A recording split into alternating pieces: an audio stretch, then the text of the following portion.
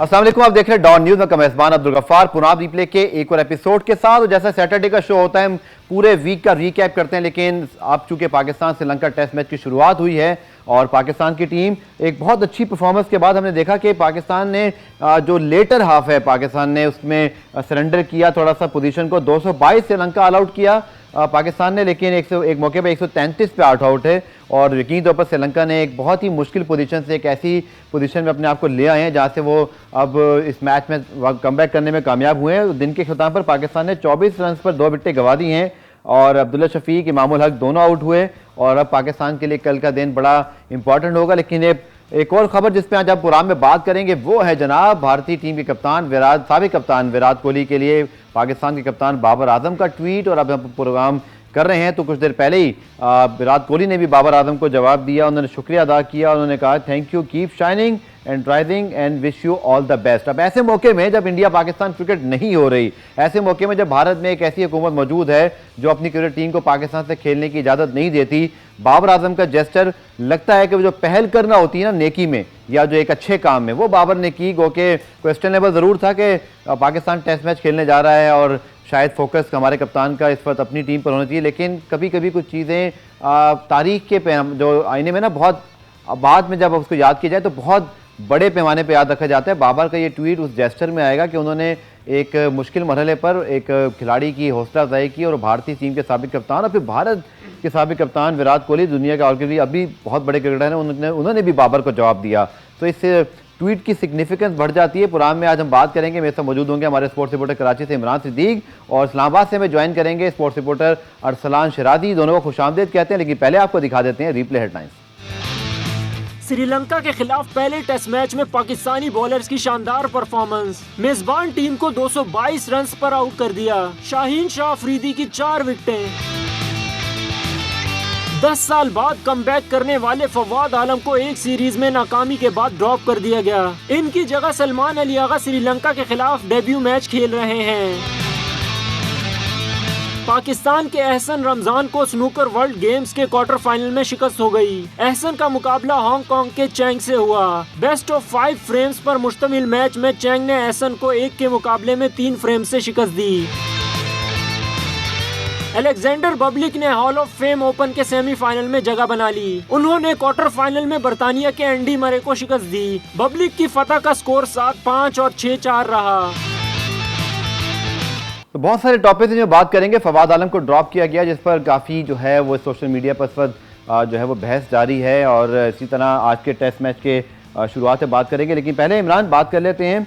222 run Sri Lanka ने बना लिए, 133 पे 8 आउट थे। शाहीन ने बहुत अच्छी बॉलिंग की, इसी तरह जो पाकिस्तान के दीगर बॉलर थे उन्होंने शाहीन का अच्छा साथ दिया, लेकिन फिर एक पार्टनरशिप लग गई थिकशाना और इसी तरह दिनेश चंदीमल जिन्होंने आउटस्टैंडिंग डबल 100 भी किया अगेंस्ट ऑस्ट्रेलिया। एक बहुत मुश्किल पोजीशन से अपनी टीम को रिस्पेक्टेबल पोजीशन पर ले गया और फिर 24 रन पर 2 विकेटें गिरने के बाद तो आई think this match is almost even Steven right now.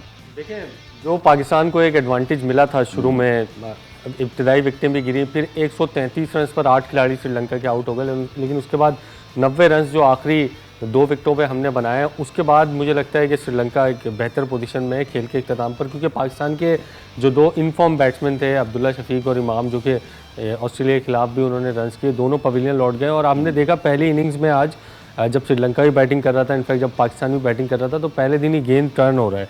तो इसका मतलब कि 222 तक जो श्रीलंका लेकर गया ये एक रिस्पेक्टेबल टोटल है और एक अच्छा टोटल भी साबित हो सकता है। वहाँ पर अगर पाकिस्तान 133 पर 8 थे, 150 या 160 में इनको आउट कर लेता तो अभी एक पाकिस्तान की एक बेहतर पोजीशन होती है और एक साइकोलॉजिकल एडवांटेज भी मिला 200 क्रॉस करने के बाद श्रीलंका को, क्योंकि एक उनको पता है कि हमारी जो है वो इस कंडीशन में स्ट्रेंथ जो है वो स्पिन बॉलिंग है, अच्छे स्पिनर्स हैं उनके पास। शुरू भी उन्होंने स्पिनर से ही किया, विकेट भी ली स्पिनर ने। तो मुझे लगता है कि श्रीलंका का अब खुश होगा श्रीलंका बनिस्बत पाकिस्तान के, क्योंकि पाकिस्तान 133 पर 8 आउट करने के बाद भी अगर 222 रन बनवा कर 20 पर 2 आउट हैं तो फिर ज़ाहिर पाकिस्तान थोड़ा सा मायूस जरूर होगा पहले रोज़ के इख्तिताम। बिल्कुल, और पाकिस्तान ने डे क्लोज अच्छा नहीं किया। रसलान आपकी तरफ आऊँगा, 133 पे 8 होने के बाद तो लग रहा था कि पाकिस्तान ने इस टेस्ट मैच का कंट्रोल संभाल लिया है, लेकिन श्रीलंका ने बहुत ही वैल्यूएबल रन बनाए हैं जो आखिरी 9वीं 10वीं विकेट की शराकत में बने। ये पढ़ सकते हैं गो के अच्छी बॉलिंग की शाहीन ने, लेकिन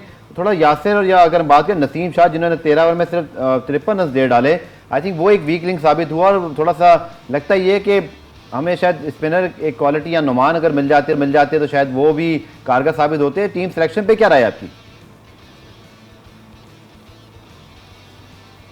देखें, बिल्कुल फार अगर आज की बात की जाए तो पाकिस्तान ने बड़ा अच्छा स्टार्ट किया था, लेकिन उसे कंटिन्यू नहीं कर पाए। आप अगर देखें कि 80 पे 4 थे जब लंच हुआ तो बड़े अच्छे तरीके से जा रहे थे और 133 तक हमें लग रहा था कि 150 तक हमारी टीम उन्हें ऑल आउट कर लेगी। वही बात जो इमरान कर रहे थे कि आखिरी 2 विकेट ने 89 स्कोर किया है, तो वो हमारे लिए बड़ा यानी मुश्किल होगा। आप कह रहे थे कि मुश्किल पड़ सकता है, पड़ सकता नहीं है, मुश्किल पड़ चुका है, क्योंकि जिस तरह की पिच खेल रही है आपने देखा कि हमारे दोनों इनफॉर्म ओपनर्स 24 पे 2 आउट हो चुके हैं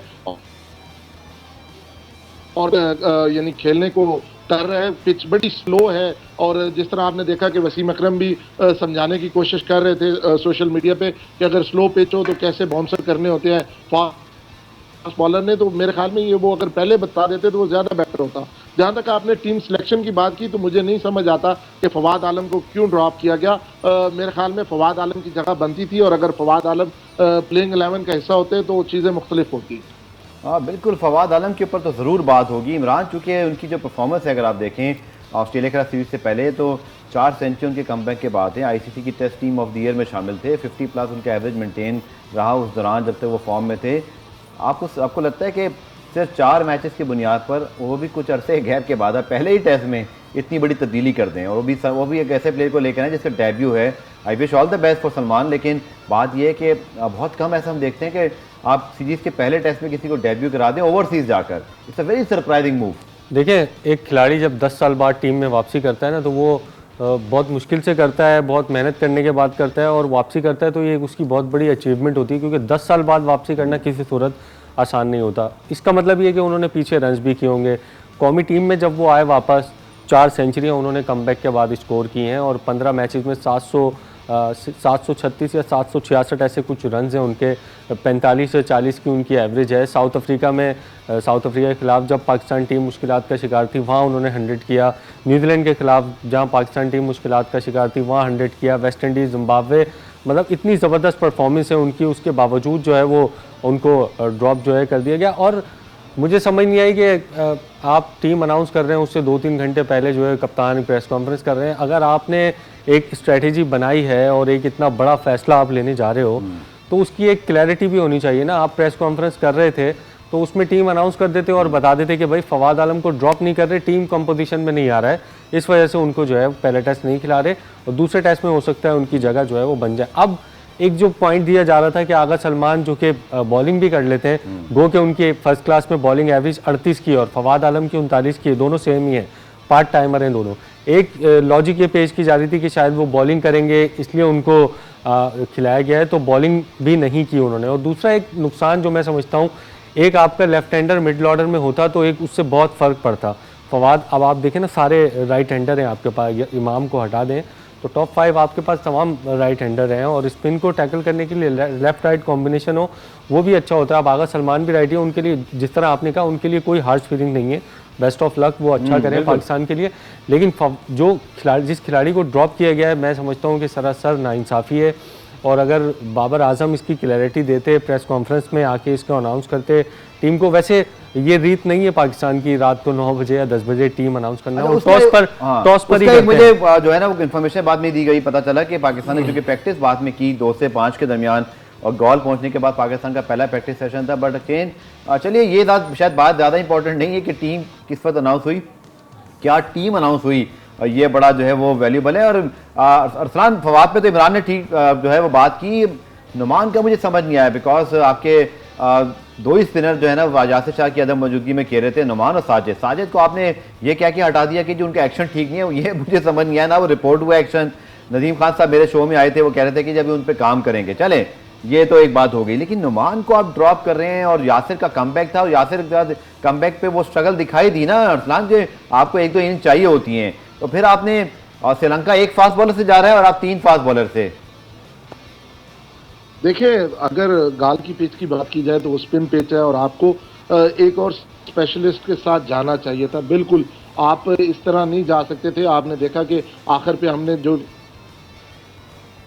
किए हैं वो इसीलिए किए हैं, हमारे पास एक ही क्वालिटी स्पिनर था और वो कम बैक कर रहा था और उसकी नहीं, उसे एक छक्का भी आपके 9वें या 10वें स्पॉट पे खेलने वाला जो बॉलर होता है, वो बॉलर टेल एंड जब चल रही होती है तो वो बाहर निकल के उसको छक्का मार रहा था, तो उससे आपको लग रहा था कि आप मिस कर रहे हैं किसी दूसरे को। जहां तक बात अभी इमरान कर रहा था, तो मुझे अगर आपने यही देखना है कि लास्ट यानी जो आपकी 3-4 इनिंग्स हैं या 3-4 टेस्ट मैच है, उनमें क्या परफॉर्मेंस है, या आखिरी कुछ मैचेस अगर वो उसमें T20 या ODI भी शामिल किए जाए, तो मुझे नहीं समझ आती फिर हसन अली क्या कर रहे हैं, कितने मौके देंगे हसन अली को। अगर इसी तरह आपने ड्रॉप करना है तो फिर हसन अली को भी ड्रॉप कर देते आज एक कैच। फिर मैं तो लेकिन आज तो 12 ओवर में 23 रन देके 2 विकेटें हासिल की हैं हसन ने। अरसलान, आज तो उनकी परफॉर्मेंस ठीक थी, लेकिन एक बड़ा इंपॉर्टेंट कैच भी छोड़ा था।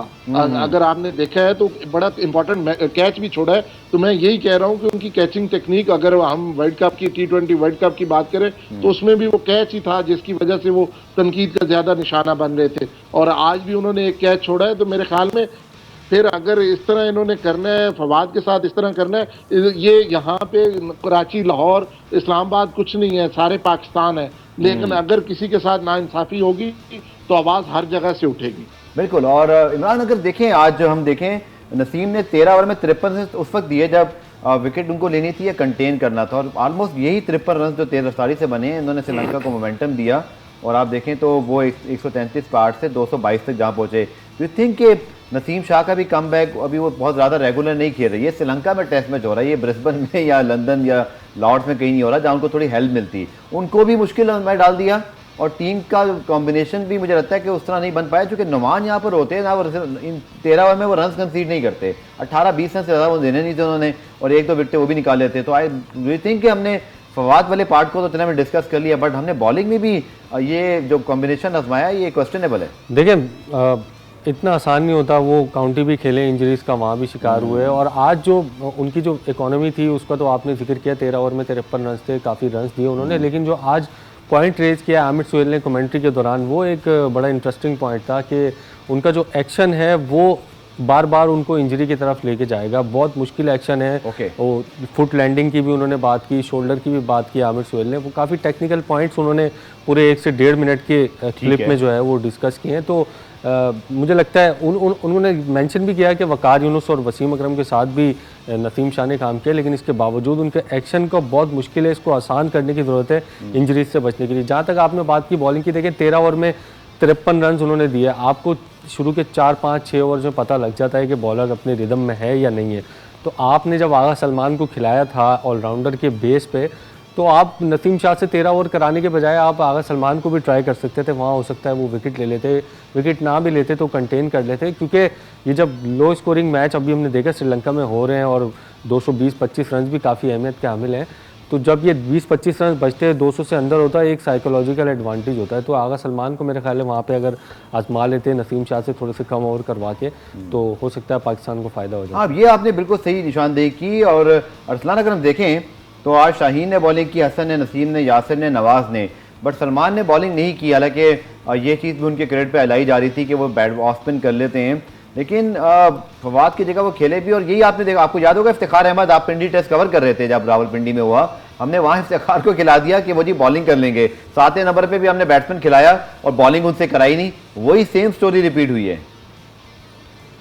देखें, ये इसमें जब कभी बाबर की बात की जाती है, कैप्टेंसी की, तो फिर ये चीज़ें सामने आती हैं, लेकिन फिर उस वक्त ये कहा जाता है कि नहीं जी, ये तो यानी आप सस्ती शोहरत की तरफ जा रहे हैं या बाबर पे तनकीद नहीं हो सकती। तो ये चीज़ें सीखने वाली हैं, ये उन्हें सीखनी चाहिए कि जब आप पार्टनरशिप कोई बिल्ड हो रही होती है तो फिर इस तरह का प्लेयर अगर आपके पास मौजूद है तो उसको बॉलिंग दे के आपको पार्टनरशिप होना चाहिए आपके पास, उसे और बिल्कुल पार्ट टाइम स्पिनर भी होना चाहिए और उसे यूज भी करना चाहिए। पार्ट टाइम स्पिनर आपके पास था लेकिन आपने यूज नहीं किया, तो ये कैप्टन पे आती है। वो खुद नहीं आता, वो खुद आके नहीं कहता कि मैंने यानी मुझे बॉलिंग दे, ये कैप्टन ने उसे यूज करना होता है। तो मैं सही तरीके से यूज नहीं कर पाया, तो मैं तो इसमें जो कोताही है वो कैप्टन की कहूँगा। बिल्कुल। इमरान, अब बात करते हैं 24 रन पे 2 आउट, और अगर आप देखें तो अब्दुल्ला शफीक 13 रन बनाकर आउट हुए, उन्हें जयसूर्य ने आउट किया, रजीता की ने जो है वो इमामुल हक की विकेट हासिल की। Now that will definitely put Pakistan on the back foot, because ये दोनों बड़ी आउटस्टैंडिंग फॉर्म में थे अगेंस्ट ऑस्ट्रेलिया, बहुत अच्छे स्टार्ट दिए। Abdullah look very promising. I think एक आध फेलियर तो चले आ जाता है, I don't criticize them, but दोनों के साथ रन ना करना, that will put pressure on Azhar Ali specially, क्योंकि बाबर भी आ गए लेकिन अजहर ने बहुत ज़्यादा कंसिस्टेंसी नहीं है कुछ अरसे से उनकी। I think this Babar Azhar partnership so crucial, और ये जो दोनों हमारी वैल्यूबल वैसे बात की थी असलान ने, इन फॉर्म बैट्समैन दोनों आउट हो गए। बिल्कुल, देखें कल का जो पहला सेशन होगा ना वो बहुत ही क्रूशल होगा। अगर वहाँ पर श्रीलंकन टीम अजहर अली या बाबर दोनों में से किसी एक को आउट करने में कामयाब हो जाती है तो अपर हैंड होगा उनका डेफिनेटली। फिर पाकिस्तान का 222 run, and we don't have Fawad Alam to rescue Pakistan. बिल्कुल, जिस तरह उन्होंने पीछे किया है। और पहला सेशन अगर अजहर अली और बाबर आजम गुजार देते हैं, सेशन लंच तक कोई विकेट नहीं गिरती, तो फिर मुझे लगता है कि पाकिस्तान एक ड्राइविंग सीट पर होगा और एक अच्छी पोजीशन में होगा। दूसरा, फवाद आलम का आपने फिर जिक्र किया, तो उस फवाद आलम के पूरे चैप्टर के अंदर एक चीज़ हम मिस कर गए जो कि एक और ज़्यादती थी। मैं समझता हूँ कि सऊद शकील को आप कैरी कर रहे हैं 1-1.5 साल से टीम के साथ, वो और हमने उनको डेब्यू भी एक फॉर्मेट में करवाया हुआ है। बिल्कुल। और दूसरा, अभी आप जब शान मसूद को खिलाने की बात होती है ना, तो कहते हैं कि इमामुल हक, बाबर आजम कहते हैं इमामुल हक पहले टीम में है तो वही खेलेंगे। जब आप वही रूल नीचे अप्लाई करने के लिए आते हैं तो फिर Iftikhar Ahmed out of the way आते हैं, सऊद शकील की जगह खेलते हैं, टीम से ड्रॉप होते हैं, चले जाते हैं। फिर आगा सलमान, इफ्तिखार अहमद को सेंटर कॉन्ट्रैक्ट से भी आउट कर दिया, बिल्कुल आउट। बिल्कुल। और फिर जब सऊद शकील की बारी आती है, अगर आप फवाद आलम को ड्रॉप कर भी रहे थे तो पूरा हक था सऊद शकील का, क्योंकि काफ़ी अर्से से ट्रैवल कर रहे हैं। फिर अब जब उनकी दूसरी मरतबा बारी आई तो Agha Salman out of the way आए और वो खेल रहे हैं। अब देखिए उनके लिए, फिर मैं वापस ये बात कह रहा हूँ कि उनके लिए बेस्ट ऑफ विशेस, लेकिन जो ज्यादती हो रही है सऊद शकील के साथ या फवाद आलम के साथ, ये मेरे ख्याल है अब या तो फिर आप क्लैरिटी देना, मतलब आप करना क्या चाह रहे हैं, आप क्या कंपोजिशन है, क्या कॉम्बिनेशन है, फिर आप ये क्लैरिटी देंगे ना तो फिर आप और हम। इसी क्लैरिटी के लिए मैंने डायरेक्टर मोहम्मद वसीम साहब को इंटरव्यू के लिए रिक्वेस्ट की थी, लेकिन फिलहाल वो मुझे अवेलेबल नहीं हो सके। लेकिन अरसलान, बहुत सारी चीज़ें इनको डिस्कस की जा सकता है। सेंटर कॉन्ट्रैक्ट में फ़हीम अशरफ नहीं है, वो टेस्ट टीम के अंदर मौजूद हैं। इसी तरह जिन खिलाड़ियों के कमबैक हो रहे हैं वो भी डी कैटेगरी में, और जो आपके पोटेंशियल मैच विनर है जिसने आपको 2 मैच जितवाए, अगेंस्ट ऑस्ट्रेलिया भी मैच फिनिश किया, अगेंस्ट वेस्ट इंडीज़ भी खुर्शीद शाह, वो भी डी कैटेगरी के अंदर है। तो आप समझते हैं कि कोई क्लैरिटी थोड़ी और बेहतर होनी चाहिए, और आपको थोड़ा बड़ा दिल करना चाहिए अपने उन प्लेयर के लिए जो 11 में तो कम से कम शामिल हैं, उनको तो कम से कम बी या सी कैटेगरी में आप रखें। देखें, क्लैरिटी सिर्फ नहीं होनी चाहिए, बिल्कुल क्लियर होना चाहिए ये चीज़ें, जो कि पीसीबी में नहीं है। हमारा ख्याल था कि रमीज राजा ट्रू प्रोफेशनल खुद खेले हैं, प्लेयर्स को जानते हैं, प्लेयर्स के अंदर रहते हैं, तो वो ये चीज़ें नहीं होने देंगे। एक अच्छी चीज़ आई कि 2 कॉन्ट्रैक्ट्स हो गए, वाइट बॉल रेड बॉल, अच्छी बात है। लेकिन ये जो चीज़ें हैं, जिस तरह आपने देखें, कुछ चीज़ें इससे हटके भी होती हैं, परफॉर्मेंस से हटके, बाकी चीज़ों से हटके कुछ रिस्पेक्ट भी होती है प्लेयर्स की। अब मैं यहाँ पे सरफराज की बात करूँगा कि उसकी रिस्पेक्ट के तौर पे आपको उसे ए या बी में रखना चाहिए था, आपने उसे डी में जाके डाल दिया। कुछ प्लेयर्स कॉन्ट्रैक्ट का हिस्सा होना चाहिए थे, उन्हें आपने रखा नहीं, और जिनको आपको बी या सी में रखना चाहिए था उनको डी में रखा। तो मेरे ख्याल में ये इज्जत देनी चाहिए अपने प्लेयर्स को। और फ़हीम अशरफ को निकाल दिया, सोशल मीडिया पे भी यही बहस है कि क्यों निकाला गया, क्या हुआ। और सॉरी, अगर बात करें चीफ सिलेक्टर की, अभी आप बात कर रहे थे कि चीफ सिलेक्टर साहब ने आपको टाइम नहीं दिया, वो मेरे ख्याल में उनके पास कोई जवाब नहीं है। अगर उनके पास जवाब होता तो वो ज़रूर आपके शो में बैठे हुए होते। चलें, अब मेरी जो क्या कहते हैं, जो इनविटेशन है, जो रिक्वेस्ट है, वो अब तक मौजूद है कि वो शो में आए, उनसे हम पूछे, क्योंकि शायद भाई वो हमें कन्विंस कर लें, उनका कोई लॉजिक हो। लेकिन चलिए अब बात कर लेते हैं कुछ कश्मीर प्रीमियर लीग के हवाले से इमरान, जो कि बल्कि कश्मीर प्रीमियर लीग से पहले बहुत बड़ी खबर जो कि कल बाबर आजम ने ट्वीट किया फॉर विराट कोहली, और अभी हम यही बात कर रहे थे पूरा दिन कि विराट कोहली ने जवाब नहीं दिया, लेकिन उनका जवाब भी आ गया और बड़ा पॉजिटिव जवाब है। और इस वक्त सोशल मीडिया पे ये एक आग की तरह ट्वीट्स दोनों फैले हुए हैं इंडिया पाकिस्तान में। इंडिया का बहुत अच्छा रिस्पांस था ऑन बाबर ट्वीट, और ऑब्वियसली विराट कोहली का जवाब एक अच्छे ट्वीट के जवाब में एक अच्छा ही जेस्चर समझा जाएगा, but that is something very unusual. Social media की जो पावर है ना, मुझे इमरान लगता है कि पहली मरतबा क्रिकेट में कहीं सही जगह सही वक्त पर इस्तेमाल हो गई है, तो वो इस केस में, जहाँ इंडिया पाकिस्तान मैचेस नहीं हो रहे, भारत की हुकूमत बिल्कुल खेलना नहीं चाहती, बट पाकिस्तानी कैप्टन ने बड़ा दिल शो किया, एक क्रिकेटर की हैसियत से एक दूसरे क्रिकेटर को बुरे वक्त में सपोर्ट किया। और ये भी कहा कि आप भी सपोर्ट कीजिए। वो और बात है कि फवाद आलम को उन्होंने खुद ड्रॉप कर दिया, लेकिन चलें मैं आज उनको विराट कोहली से कंपेयर नहीं करूंगा, वो हम टॉपिक कंपेयर कर चुके हैं। बट आप क्या कहते हैं, it's a very solid sort of जो है ना सिचुएशन, जो समझते हैं कोई आइस मेल्टिंग हो सकती है। कुछ क्रिकेट फैंस तो कम से कम इस पर खुश होंगे, सियासतदानों का मुझे नहीं पता। देखें आप क्रिकेट फैंस तो जाहिर है दोनों विराट कोहली का भी एक अपना फैन बैच है और बाबर आजम का भी है। बहुत अच्छा लगा, दोनों साइड से बहुत अच्छा रिस्पांस मिला। आप जर्नलिस्ट ले लें, आप क्रिकेटर्स ले लें, आप फैंस ले लें, सब ने जो है बाबर आजम की खुलकर तारीफ़ की और ट्वीट भी काफ़ी उनका वायरल हुआ। दुनिया भर से देखें, ऑस्ट्रेलिया से भी उनको सपोर्ट मिली जब बुरा वक्त आया विराट कोहली पर, इंग्लैंड से मिली, वेस्ट इंडीज़ से क्रिस गेल, बहुत सारे मुल्कों से मिली। सिर्फ एक पाकिस्तान ही था जहाँ से शायद उनको एक बड़े क्रिकेटर की सपोर्ट नहीं मिल रही थी और बाबर आजम ने वो किया। और अब से कुछ देर पहले उन्होंने बहुत अच्छा रिप्लाई भी किया। अभी मैं देख रहा था इंडिया की एक वेबसाइट पे खबर लगी हुई थी तो कि वो 1 महीने जो है वो क्रिकेट और सोशल मीडिया की एक्टिविटीज़ से दूर रहेंगे। तो मैं ये सोच रहा था कि शायद वो जवाब नहीं दे पाएंगे, शायद उन्होंने सब चीज़ें लॉग आउट करके, एक मुश्किल वक्त है फैमिली के साथ, उन्होंने लंदन में 1 महीने रहने का फैसला किया है। क्रिकेट से बिल्कुल दूर ने ट्वीट किया था तो जवाब तो देना ही बनता था। बिल्कुल, और बहुत अच्छा लगा कि विराट कोहली ने भी उनको जवाब दिया, उनके गेस्चर को जो है वो कबूल किया। और वर्ल्ड T20 में भी हमने मनाजिर देखे, बहुत अच्छी एक स्पिरिट के साथ मैच हुआ, जिस तरह पहले मैचेस होते थे, स्लेजिंग होती थी, वही उसी मैच की। इमरान आप बिल्कुल ठीक कह रहे हैं। अरसलान, आपका क्या ख्याल है? चूंकि हम तो जाहिर बात है स्पोर्ट्स जर्नलिस्ट हैं, क्रिकेट जर्नलिस्ट हैं, हमारी भी ये ख्वाहिश है कि इंडिया पाकिस्तान सीरीज हो और हम क्रिकेट की और अमन की बात ही करेंगे, क्योंकि ये हमारा काम भी है, हम ये करते हैं। लेकिन ये जो ट्वीट है बाबर का, मुझे भी थोड़ा स्पीड टाइमिंग पे थोड़ी उस पर एतराज़ इस लिहाज से था कि शायद हम हमेशा ही पहल करते हैं, लेकिन इस बार पहल का जवाब मिला और विराट कोहली ने बहुत अच्छा जवाब दिया। तो that is the power of cricket, power of sports, power of social media, जो मुल्कों को करीब लाता है। ये 2 ट्वीट्स ने बहुत हद तक माहौल को सोशल मीडिया पर, अगर आप इंडिया पाकिस्तान के फैंस को देखें, वो पहली मर्तबा एक पेज पे दिखाई दे रहे हैं, खुश हैं कि ये एक अच्छा जेस्चर है दोनों तरफ से।